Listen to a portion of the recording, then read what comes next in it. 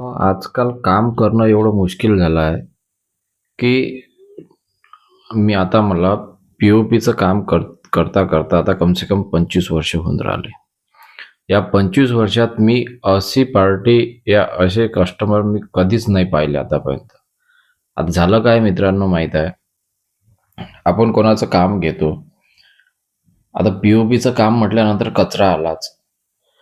आणि आता तुम्ही आजपर्यंत पाहिले असन पैशासाठी वाद होताना पाहिले, डिझाईनमध्ये काही कमी जास्त झालं असेल तर पाहिले आणि कोणाचं बोलबच्चन खराब असेल तर त्याच्यात वाद होताना पाहिले असेल. पण पी-ओ-पीच्या कामानं या कोणत्याही कामानं कचरा होते बा घरात, म्हणून काम बंद करताना पाहिलं काय तुम्ही कधी? आता मित्रांनो मी काम घेतलंय. सर्व लिखापडी झाली. काय तुम्ही हे मटेरियल वापरा, असं-असं करा, असे-असे पैसे घ्या. सर्व लिखापडी झाली. पण हे नाही लिहिलं का तुम्ही तुमच्या घरचं बाथरूम यूज कराल काय? कचरा पडणार नाही बा याची दक्षता घ्याल काय? आता मला सांगा, आपण जर पहिलेच लिहून घेतलं असतं का तुमच्या घरी जर हा आपल्या कामाचा कचरा पडल आणि तो आम्ही नंतर सप्पा करतो बा. असं जर म्हटलं असतं आणि त्याईनं जर म्हटलं असतं का आम्हाला कचरा नाही पाहिजे बा, तुम्ही तसं काम करू शकता. तर आपण पहिलेच काम आपण घेतलं नसतं. काय झालं मित्रांनो, सकाळी त्यांचा फोन आला म्हणे उद्या काम चालू करता का? आम्ही म्हटलं हो बा. काम चालू झालं म्हणजे काम चालू करायसाठी त्यांच्या घरी गेलो. घरी गेल्यानंतर काय म्हणते, आज मंगळवार आहे म्हणते, आज आम्ही काम नाही करायचं म्हणते. आजचा दिवस आमच्यासाठी खराब आहे बा. आता आपलं काय, आता आपल्याला पर्याय नसते. त्याईनं म्हटलं आपण ठीक आहे भाऊ, उद्या येतो म्हटलं.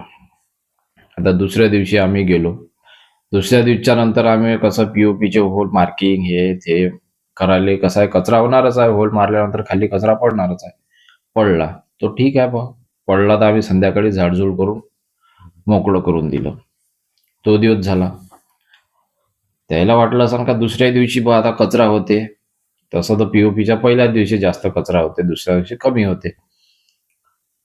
तर दुसऱ्या दिवशीपासून त्यानं कटकट लावणं चालू केलं. का बा इथं हे नका करू, तिथं हे होते, तिथं हे करा, असं करा. त्याचं चालू झालं. आम्ही म्हटलं बा आता कोणाकोणाला सवय असते, आपण काही लक्ष दिलं नाही. आणि तिसऱ्या दिवशी काय झालं का ते म्हणे डायरेक्ट तुम्ही बाथरूममध्ये यूज करू नका म्हणे, तुम्ही बाहेर जा म्हणे कुठंतरी. आम्ही म्हटलं बा ठीक आहे, काही विषय नाही, बाहेर जातो आम्ही. तर आमची इथे इच्छा ही होती का बा तुम्ही चहाही नका पाजू बा, चहा प्यायला आम्ही बाहेर जातो. तर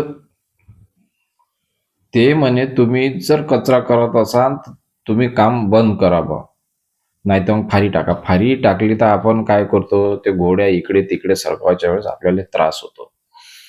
आणि साफ केल्यानंतर तर आपण फारी टाकल्यावरही आपल्याला सप्पा करणं आहे, नाही टाकली तरी सप्पा करणं आहे.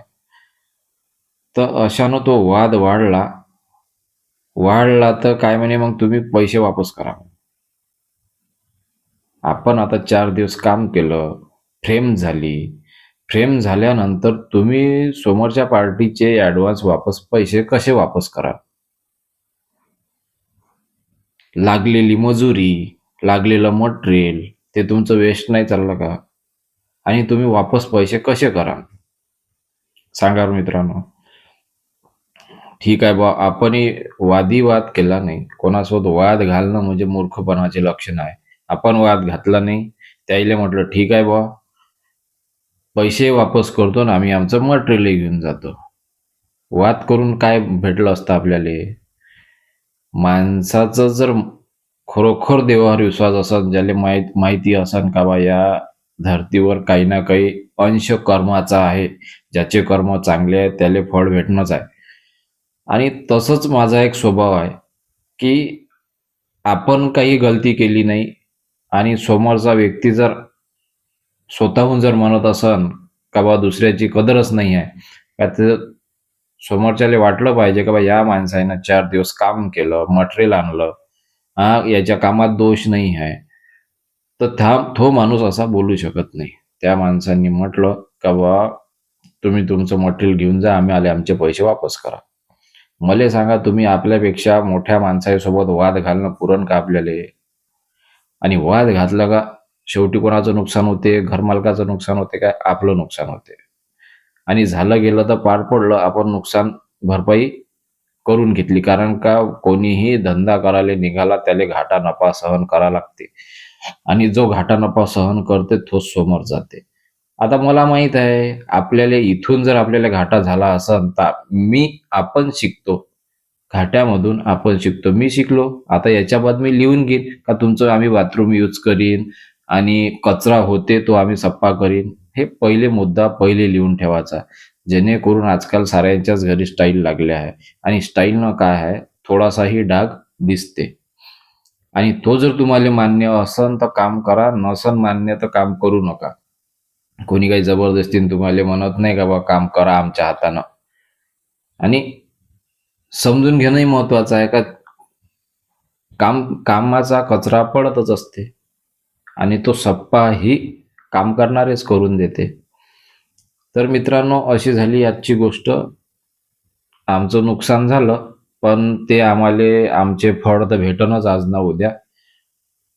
आणि तुम्हीही लक्षात ठेवा तुम्ही जर काम करत असाल तर कसं आहे पहिले म्हणजे समोरच्या पार्टीकडून लिहून घेत असाल तर साऱ्या गोष्टी लिहून घ्यायच्या का आम्ही बा कामवाले बाथरूम यूज करीन, कचरा होत असते तो आम्ही सप्प करून देईन आणि आम्हाला टोकटाक चिडचिडपणा लागणार नाही. आम्हाला आमचं काम करू देणे.